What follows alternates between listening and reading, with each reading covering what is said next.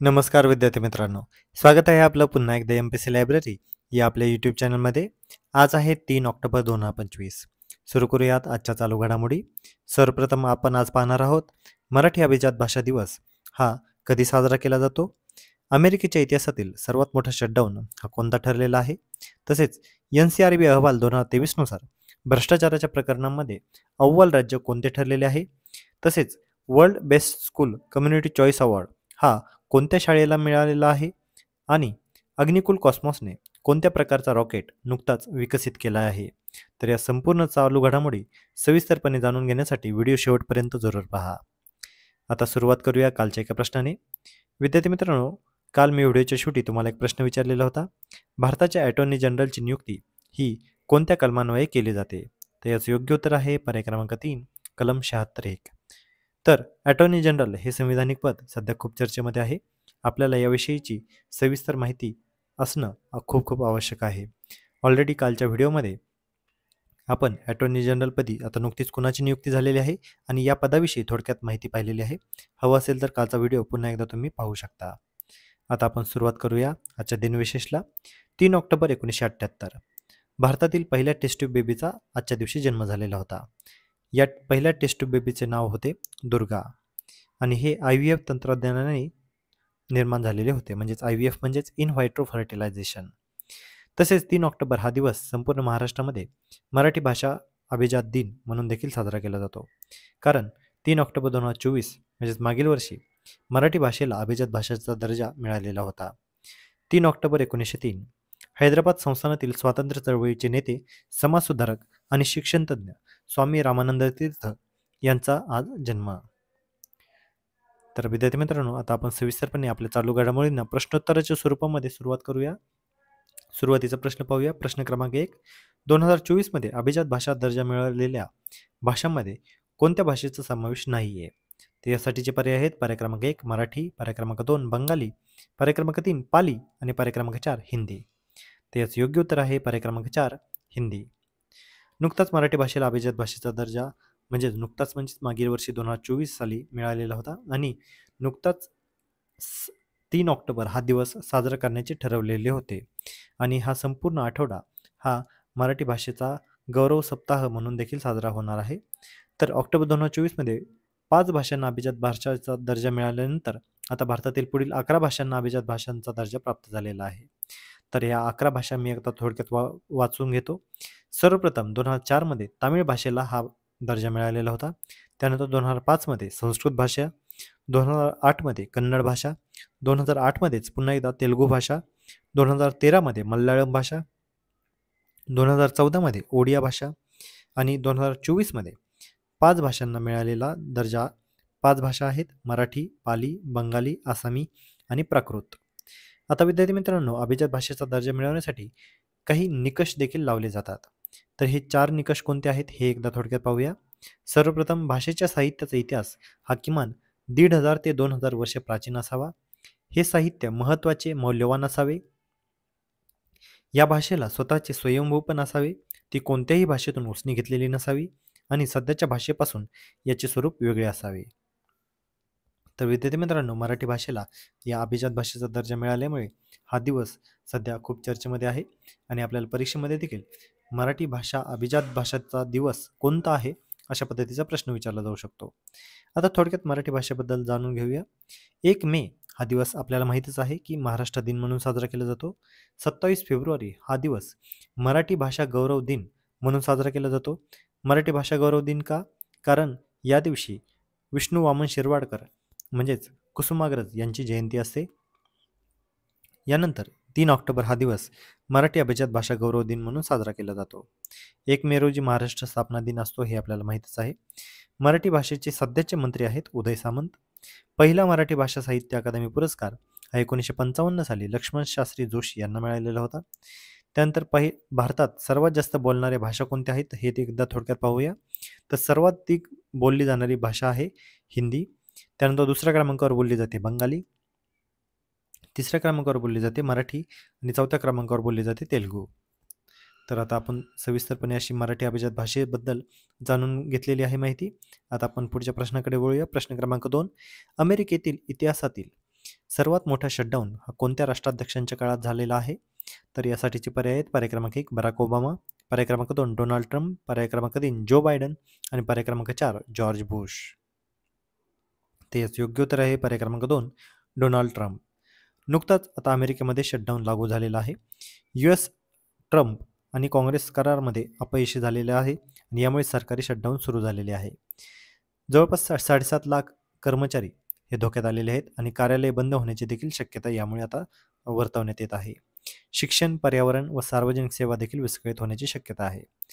यापूर्वीचे शटडाऊन कोणते आहेत? तर ट्रम्प यांच्या कार्यकाळामध्ये आता 35 दिवसांचा शटडाऊन झालेला आहे आणि हा इतिहासातील सर्वात मोठा शटडाऊन असणार आहे.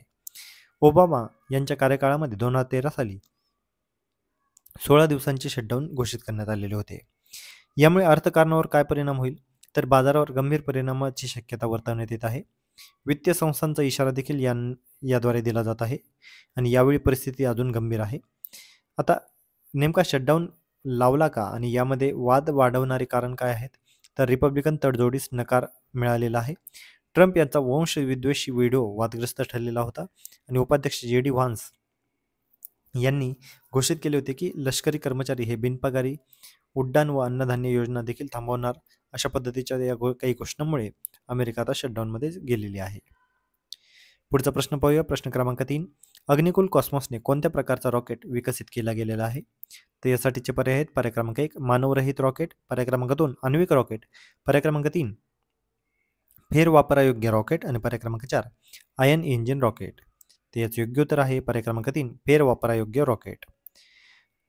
विद्यार्थी मित्रांनो, चेन्नई स्थित अग्निकुल कॉस्मॉस या स्टार्टअपने फेरवापरायोग्य अग्निबाण म्हणजेच रियुजेबल रॉकेट तयार करण्याची घोषणा केलेली आहे. या प्रक्षेपकामुळे कमी खर्चात व जलद उपग्रह प्रक्षेपण आता शक्य होणार आहे. आता या अग्निबाणासाठी सहाय्य कुणाचे मिळालेले आहे?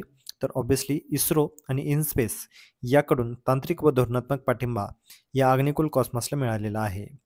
या क्रांतिकारकाचे प्रयोगाचे वैशिष्ट्य काय आहेत? तर फेरवापरायोग्य तंत्रज्ञान म्हणजेच खर्चात मोठी बचत होणार आहे. जागतिक स्पर्धात्मक दरामध्ये उपग्रह प्रक्षेपण सेवा देखील याद्वारे होणार आहे. 3D प्रिंटेड रॉकेटची यशस्वी चाचणी देखील झालेली आहे, जे पृथ्वीच्या उपकक्षेमध्ये आलेले आहे.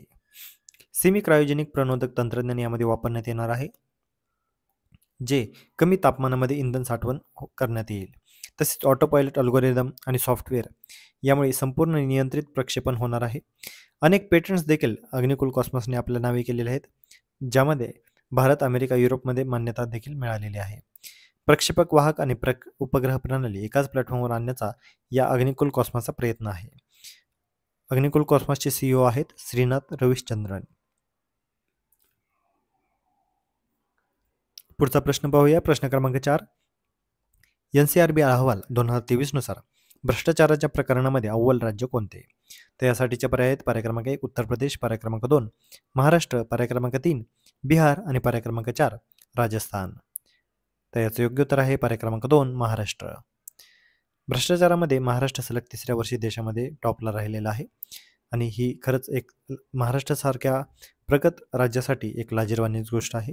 देशभरातील 1139 भ्रष्टाचार प्रकरणांपैकी 763 प्रकरणे हे महाराष्ट्रात आहेत आणि महाराष्ट्रामध्ये पुणे शहरात सर्वाधिक लाचखोरीची प्रकरणं आहेत. आत्महत्यांचे भयावह चित्र हे काय आहे? तर देशभरामध्ये 1,71,418 आत्महत्या ह्या महाराष्ट्रात झालेल्या आहेत. ह्या संपूर्ण देशभरात झालेल्या आहेत आणि यामध्ये 0.3% वाढ झालेली आहे. आणि या 1,71,418 देशभरात झालेल्या आत्महत्यांपैकी 22,687 आत्महत्या या महाराष्ट्रात आहेत आणि यांची प्रमुख कारणे काय आहेत? तर कौटुंबिक समस्या व आजारपण. फक्त 5 राज्यांमध्ये देशातील 49% आत्महत्या झालेल्या आहेत आणि याच अहवालामध्ये रेल्वे अपघाताबद्दल देखील सांगितलेले आहे. 2023 मध्ये देशभरात 24,678 अपघात झालेले होते, ज्यामध्ये 21,803 लोकांचे बळी गेलेले आहेत आणि यातील सर्वाधिक बळी हे महाराष्ट्र आणि उत्तर प्रदेश या राज्यांतील आहेत. महाराष्ट्रात भ्रष्टाचाराची प्रकरणे कशी वाढत गेली हे एकदा थोडक्यात पाहूया. 2021 मध्ये 715, 2022 मध्ये 688, आणि 2023 मध्ये 763. सर्वाधिक भ्रष्टाचार कुठे झालेला आहे? तर ऑब्व्हियसली आता सांगितल्याप्रमाणे महाराष्ट्रात 763, त्यानंतर उत्तर प्रदेशात 216, हरियाणामध्ये 39, आसाममध्ये 31 आणि जम्मू काश्मीरमध्ये 27. पुढचा प्रश्न पाहूया. प्रश्न क्रमांक 5. जालिंदर नगर प्राथमिक शाळेला कोणता आंतरराष्ट्रीय पुरस्कार मिळालेला आहे? यासाठीचे पर्याय आहेत. पर्याय क्रमांक 1 युनेस्को ग्लोबल स्कूल अवॉर्ड, पर्याय क्रमांक 2 world best school community choice award, पर्याय क्रमांक 3 ग्लोबल टीचिंग एक्सलन्स अवॉर्ड आणि पर्याय क्रमांक 4 एशियन बेस्ट स्कूल अवॉर्ड. तर याचं योग्य उत्तर आहे पर्याय क्रमांक 2 world best school community choice award. Pune जिल्ह्यातील जालिंदर नगर प्राथमिक शाळेला जागतिक शैक्षणिक संस्था T4 एज्युकेशनकडून प्रतिष्ठेचा world best school community choice award जाहीर झालेला आहे. हा सन्मान 1 कोटी रुपयांचा पुरस्काराचा असणार आहे आणि हे 15 नोव्हेंबर रोजी अबुधाबी येथे सन्मानित करण्यात येणार आहे. आता हा पुरस्कार का मिळाला? तर सह अध्ययन मॉडेल म्हणजेच मोठे विद्यार्थी लहानांना शिकवतात, ज्यामुळे आत्मविश्वास, नेतृत्व गुण, सामाजिक बांधिलकी वाढते. तसेच कोडिंग, रोबोटिक्स, इलेक्ट्रॉनिक्स, प्रोग्रॅमिंग यांचे धडे देखील या शाळेमध्ये दिले जातात. बहुभाषिक शिक्षण, प्रगत गणित, गतिशील विज्ञान अध्यापन यामुळे देखील हा पुरस्कार मिळालेला आहे. तसेच पालकांचा सहभाग देखील यामध्ये मिळालेला आहे. म्हणजेच काय, इलेक्ट्रॉनिक्स, सुतारकाम, प्लंबिंग यांचा याद्वारे लोकसहभाग, तसेच CSR मदत, प्रशासनाचा पाठिंबा या सर्वच गोष्टींमुळे जालिंदर नगरच्या शाळेला पुरस्कार मिळालेला आहे. या शाळेचे मुख्याध्यापक आहेत संदीप मसुडगे आणि शिक्षक आहेत दत्तात्रय वारे. या दोघांच्या मार्गदर्शनाखाली शाळा आज जगामध्ये